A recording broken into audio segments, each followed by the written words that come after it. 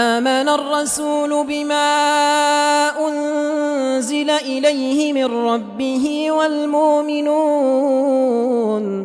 كلنا آمن بالله وملائكته وكتبه ورسله. المقرئ العشريني عبد العزيز سحيم صاحب الحنجرة الذهبية، والذي عرف لدى الجزائريين خاصة والمسلمين عامة من خلال إمامته للناس في صلاة التراويح في شهر رمضان الفضيل، فنال إعجاب الملايين، وهو ما تجسد في مقاطع ترتيله لآيات الذكر الحكيم الذي ضجت بها مواقع التواصل الاجتماعي على غرار الفيسبوك والتيك توك.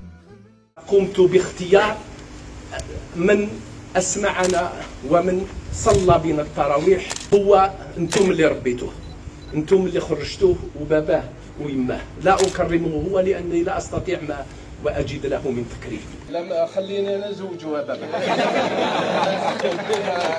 ترتيله للقرآن الكريم وتحكمه الجيد في مخارج الحروف جعله من بين المقرئين الأكثر متابعة خلال رمضان، فصوته الشجي حرك مشاعر الملايين ووصل صداه إلى المنطقة العربية، فتلقى دعوة من حاكم إمارة عجمان بدولة الإمارات لإمامة الناس بصلاة التراويح والقيام بمسجد آمن الغرير رحمه الله.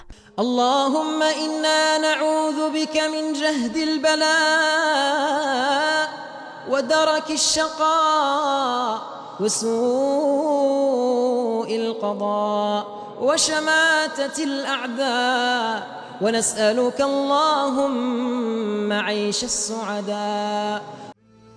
أمثال سحيم بالجزائر كثر، فلطالما كانت الجزائر ولادة لحفظة القرآن الكريم والمقرئين ونيلهم لعديد من الجوائز قاريا وحتى عالميا.